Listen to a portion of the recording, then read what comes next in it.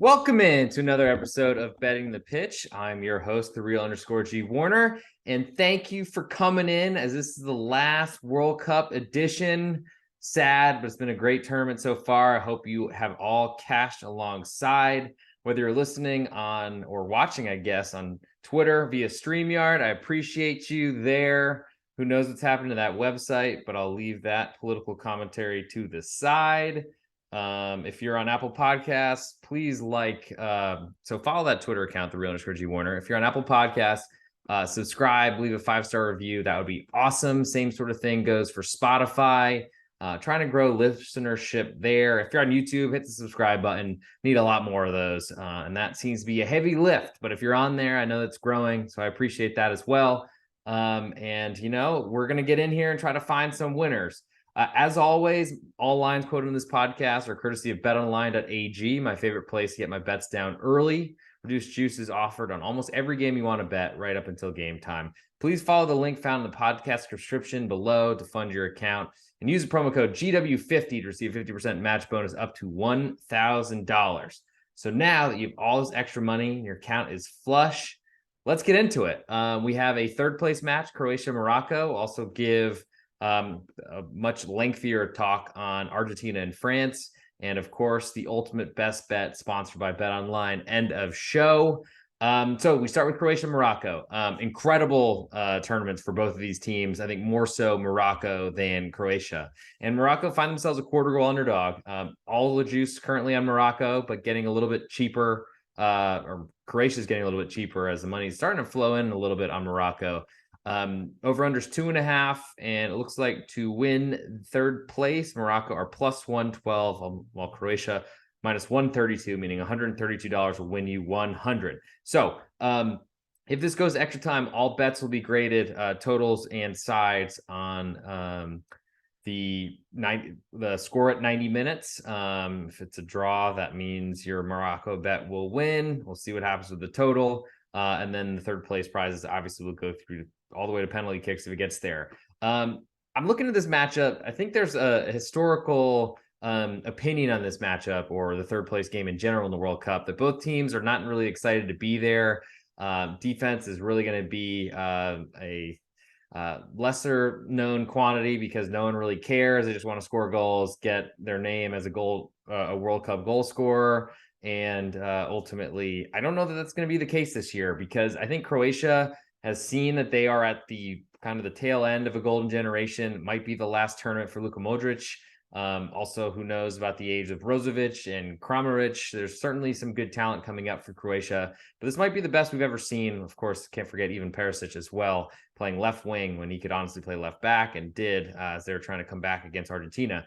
Morocco, on the other hand, I think are an upset story, to say the least, a Cinderella, if you will, relevant to the college basketball world in the United States. But I think they're growing for the future, and I think this is a big stepping stone, not only that they got to a semifinal, but potentially coming home with third place. And for that reason, I feel like Morocco will stay with their same mentality, same structure, same style, as opposed to trying to go out and outscore Croatia, because I also feel like that would be a bad choice.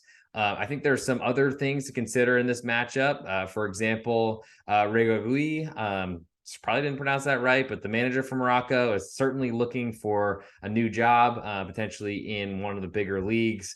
I would think potentially even jumping to a first division team in one of the major European leagues, because they know that his strategy and his style can defend. He doesn't have a ton of great defensive players, and I think that's why this is such a crazy run for them.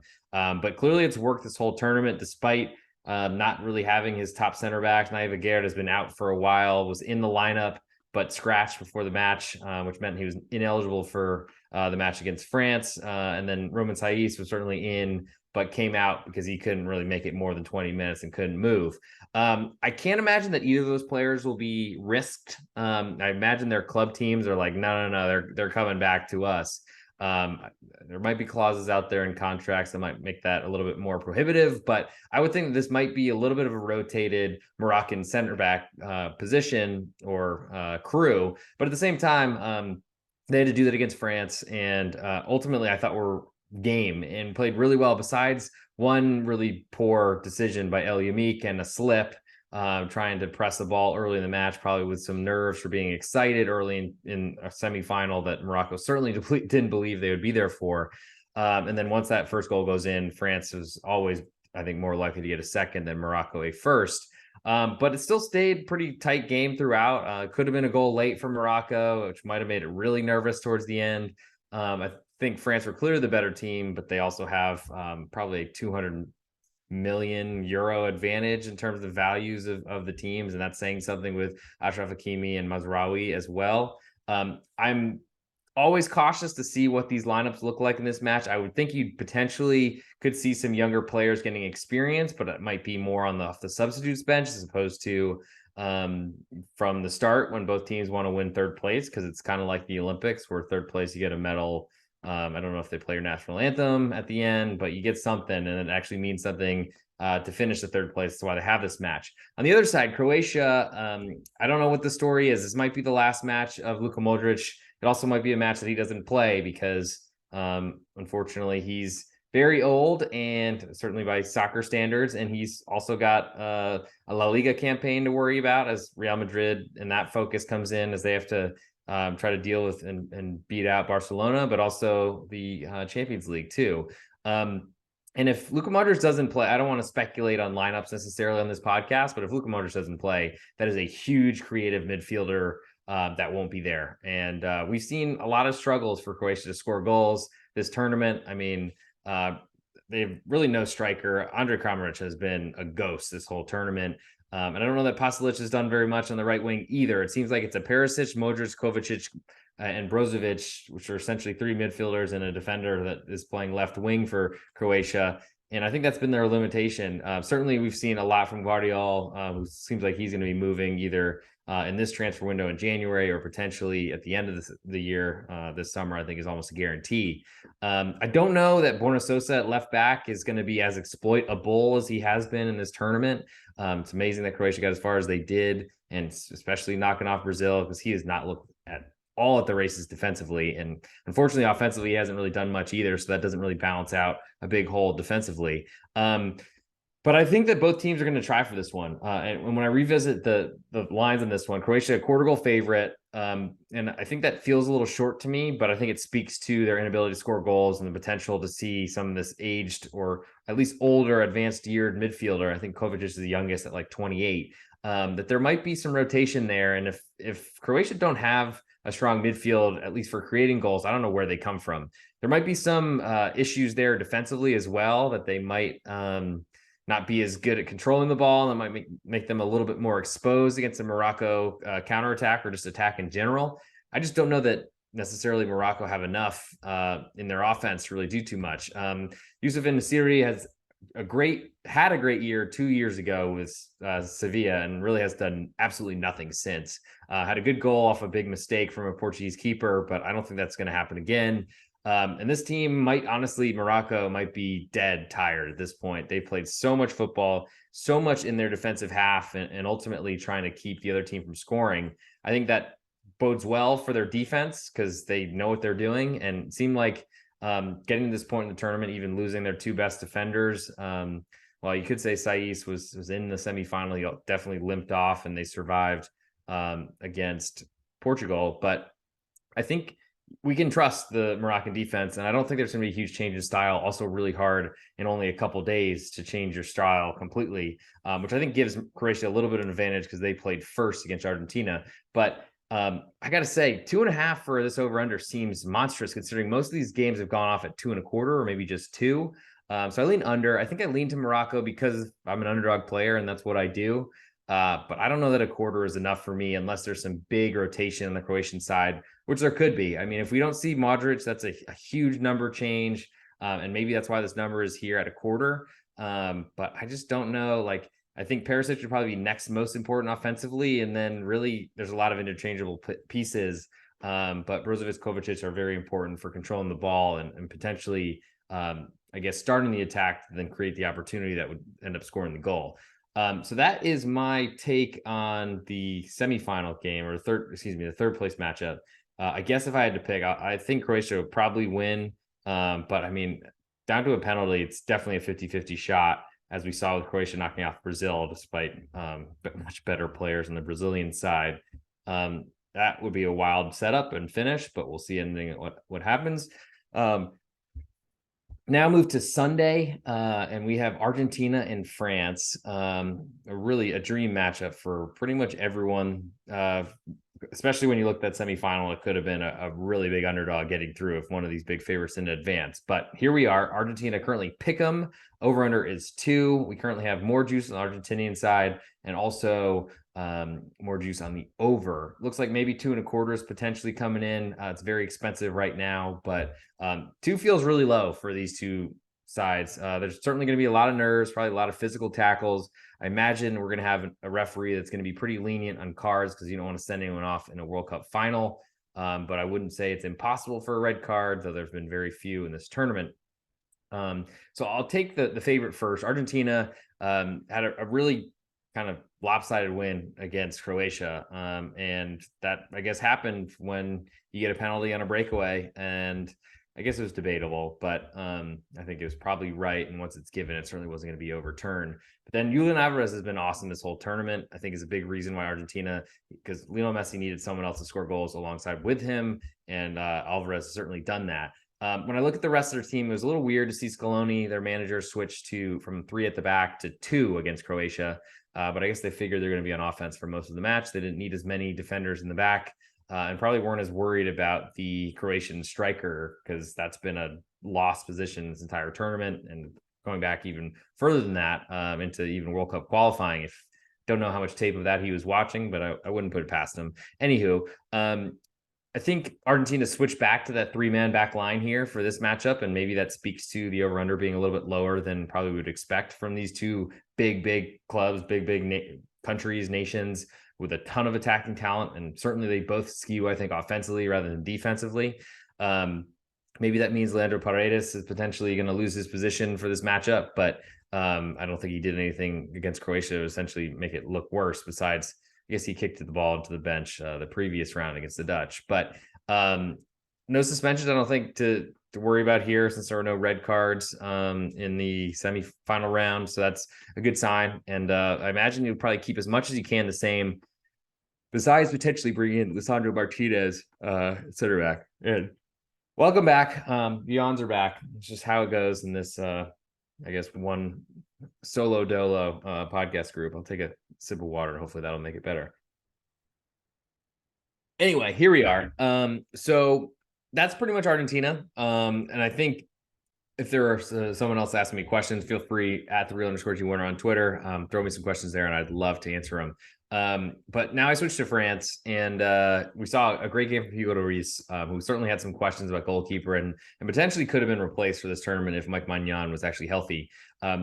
There's a little bit of news from the France camp. There's a lot of sickness going around. It kept Adrien Rabiot from the semifinal even attending. He was sick in bed, apparently, according to Fox Sports. Who knows if they know anything what they're talking about. They certainly don't know how to pronounce any of these names, but it is hard. As for the rest of France, Konate came in and filled in for Upamecano, who was sick all week, but he did make the bench, so probably is available for this next matchup, but ultimately didn't sub in. It's a little bit surprising to me because I figured they might have gotten a little bit more defensive, but also maybe wanted to give him a couple more days to feel a little bit better and not overexert himself. I thought Fofana played really well in the central midfielder role, filling in for Rabiot. Not as much of an offensive player, but certainly more defensive. And I think you saw that on a shot attempt that potentially could have pushed that game over, but I'm glad that it didn't, as I was an underbacker in that one. When you look at the lineup, I mean, I think similar to Argentina, the strength is up front. Kylian Mbappe is the speed that Messi is not, though Messi is a little bit more creative by, I guess you could say, a lot more. But I wouldn't sell Kylian in short because he actually is really good on his right foot, cutting in, left foot can finish and roof things as well. But I don't know that there's that big of a gap in terms of talent between Mbappe and Messi. So literally the world is Kylian Mbappe's oyster, but there's a huge speed difference. And I think that really matters. What I think neither will do is defend too much. And I think, honestly, I'll get to coaching strategies in a second. Actually, I'll just get through France. So in the midfield, Aurelien Tchouameni has been so great and looks like someone who's going to dominate world football a little bit off the beaten path central defensive midfielder position. So you're not going to see him in a lot of FIFA covers, I don't think. But he's there. He's going to protect that back line for France. And I think that's important. Varane's got a lot of speed. Konate's got certainly a lot of size and a pretty intimidating presence.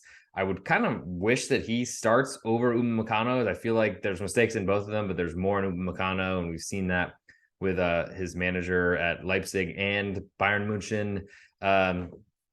Coincidentally wearing the shirt. Can't help it when I go to a city that has a big soccer club. I seem to just always buy something there anyway, till I run out of money. Thank you, Jay Powell. And I got to say, I love Jules Koundé. I mean, he made a huge save off the line to win the under essentially against Morocco. But he's a really good, I think, offensive player, a lot more than anyone would expect. And I think there's a reason why Benjamin Pavard is not in this matchup or has not played at all. From what I remember, Theo Hernandez on the other side is a great goal scorer, got the opener game winner as well against Morocco. And then if you go up front, you got Olivier Giroud, who's just a nightmare in the back. And I think he's going to have a huge height advantage against Argentina, which essentially may make Lisandro Martinez even more risky of a start and maybe a waste of a position if you're adding a defender who's 5'9" and can't really get in the way of Olivier Giroud, who's got one of the biggest heads. Beautifuful man, by the way, but biggest heads, and he seems to find corners or just goals in general. And that's a big problem because you got Mbappe's speed, you got Dembele on the other side creating, Griezmann, who has not really created as much offensively, but I think has helped a lot more defensively and stabilize that team more than I think he gets credit for. And then Giroud, and then who knows with the rumors that Karim Benzema might come back into the team. So I don't think he was replaced despite not being fit enough to play in this tournament until now. And I think they'll welcome him in with open arms. I mean, he's a Ballon d'Or. And I got to say, I'm a little surprised that France are less preferred. It seems like everybody's picking Argentina, and I certainly don't think of that. But I want to headline or get in front too much. I guess I'll talk about strategies here. I think we saw both teams and managers being a little bit more conservative than maybe expected in this tournament so far. I certainly in the last rounds against Croatia and Morocco, I feel like both started in a counterattacking type of fashion and decided, hey, you take the ball and see what you want to do with it. I don't know necessarily that that's going to happen in this one. It's probably going to be a tug of war for a while. Like I said, it's going to be a lot of fouls, a lot of physical type things. There could be some good opportunities that are missed because of nerves, because this is the biggest match and pretty much everyone on this field's or this pitch's experience. In terms of crowd, might have neglected to mention the Moroccan crowd being a big deal for the third place match. Argentina seemed to not have as big of an advantage against Croatia, though Croatia didn't have a ton of fans. I think a lot of people in Qatar certainly want to go to this match, whether they're Argentina or not, and probably whether they're Argentines or not, and probably bought these tickets a long time ago. I feel like that might limit the advantage to Argentina. And I also feel like with the way Europe has positioned themselves as anti-Qatar and ultimately anti this World Cup and FIFA in general, I feel like there's a good chance that Argentina probably has a little bit more of the crowd. Maybe that speaks to the pick'em being a little bit more juice on that side, but ultimately I don't think it should overcome what I think is a better France side. So certainly Lionel Messi, he's got the romance, the story of that might be his last World Cup match as he will go off in the sunset as a World Cup champion. But I think it's going to be a really tough match for them. And from where I sit and kind of where I hope this line moves, I hope more money on Argentina comes in. I don't know that I'm necessarily as worried if there are other, certainly to players like Kylian Mbappe, I am, but I'm not sure I'm that worried about sickness depleting a French roster who I think everyone who can play will play. Certainly could see some lower performance levels if they are under the weather, but I think this team is great. I think they could replace pretty much every position except for Kylian Mbappe ultimately, and potentially Olivier Giroud if Benzema's not in there. But that would be an incredible other dynamic if he's able to play, even for just 10 or 15 minutes. I think I'm hoping. So I guess I just said this. I'm hoping for Argentina to get bet so that France gets a little bit more attractive, maybe even climbs to a quarter of a goal underdog. Though it's minus 155 right now, so that is monstrous. And it's kind of been flip-flopping with the juice to win in regulation. France a little bit longer odds, but I think there's a good chance this goes extra time. And I don't love the juice or the potential to lose on a 2-1 bet on the draw plus 212 as I see it. Might be a good idea to look at some props. I haven't done that yet, but certainly if I see anything out, I will find some way to get it out to the people. probably through pregame, and then also eventually tweeted, I think at some point. If you've been following me on there, the real underscore G Warner, you've kind of seen how that I've gone. In terms of over under, I don't know that I see a lot of goals here, but at plus 109, getting odds on under 2. I don't really think that there's enough value there, because I think 1-1's a very realistic possibility. I think 2-0 is a very realistic possibility. Whoever takes a lead potentially gets a counterattacking goal, especially late when you're sending everything possible forward. I think there's going to be a lot of stoppage time in this matchup. It's certainly been reduced through a lot of this tournament, but I think there'll be plenty more. And from where I sit, I really like France. I want to have the opportunity to back them in some form or fashion before this match kicks off, but I don't have that number right now. In terms of to lift the trophy, Argentina minus 115, France minus 105. Not great, because it's 50-50 propositions at minus 105. You're still losing, and a minus EV bet. And I'm trying not to make negative expected values decisions, because that unfortunately will cost you money, and you will never be a winning sports bettor in that type of situation, or investor or anything in any type of the world. But certainly very interested in hoping that France will come through, or money on Argentina will come through, making France a little bit more attractive to me. But for the moment, nothing just yet. So get to the ultimate best bet, and then we'll get out of here. I'll start with the third place game. Very interested in Morocco under 2.5. I also, I guess, lean to the underdog, Morocco getting a quarter. And I think a lot of that's based on what type of lineup Croatia might put out there. I'd expect the best Morocco has, but Croatia could be rotating. That might explain this line being as low as it is right now, with all the juice on Morocco getting a quarter. Don't really have a feeling for finishing in third, who will win the third place match. Croatia favor, as they should be, but minus 132 feels a little bit cheap. So we'll see what that lineup looks like. That's my a lot of signs are pointing to Croatian rotation. As for Argentina and France, like I said, I'm interested in the French side, especially because they're an underdog at the moment. I saw the juice initially; they were favored, and so a lot of money has come in on Argentina. Though it's very, very close right now, and we'll see what happens, and should be a really, really great match. Don't really have a feel for the total. I think I would go under if I had to, but I'd like to see an under 2.25, way more than an under 2. And at minus 130, that makes it really hard to profit at a feeling that I don't really have. So I'm going to go for my best bet. I'm going to go under 2.5 Croatia Morocco. Looks juice is pretty much split right now, a little bit better to the under, actually, or a little bit cheaper to the under than to the over. Would expect a lot of money coming in on favorites here, which would be Croatia. Also overs, so over 2.5 in the third place game, and over 2 potentially get us to that 2.25 number for the championship, or the final is probably the best way to say it. Sorry, I'm American, can't help it all the time. But we'll see. The money coming in, I mean, Croatia got bet pretty hard against Argentina right before it kicked off, and ultimately that didn't work out for the market's benefit. But I would expect some big money coming in, and potentially some buyback on France right before kickoff. So potentially, I think I'm going to be looking at France until a couple hours before game time on Sunday morning here in the United States, in Dallas, Texas. What's up? But I gotta say, I think, as you all listen, ultimate best bet, Morocco under 2.5, and I think that'll get you done. Thanks for watching. Thanks for the ride this entire World Cup. I've had a ton of support on Twitter, emails, all the sort of things, messages, all the support through pregame as well has been great. We'll try to get some picks up and some details as soon as possible. I know that's something that everyone's been asking for. Please follow me on Twitter, the real underscore G Warner. Hit the subscribe button on YouTube.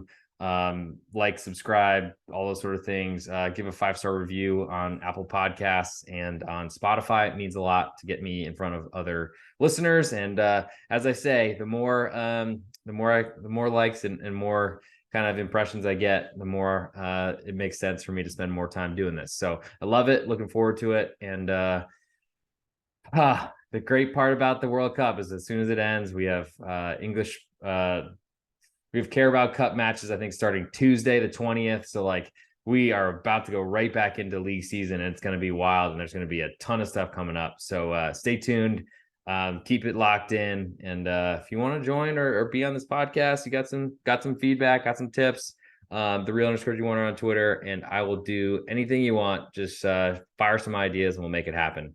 For everyone, thanks for hanging over the holiday season. Hope this gets you to work, from work. Maybe you're listening to this at dinner with your significant other. more power to you. Hope it's all going well, and let's get some winners this weekend.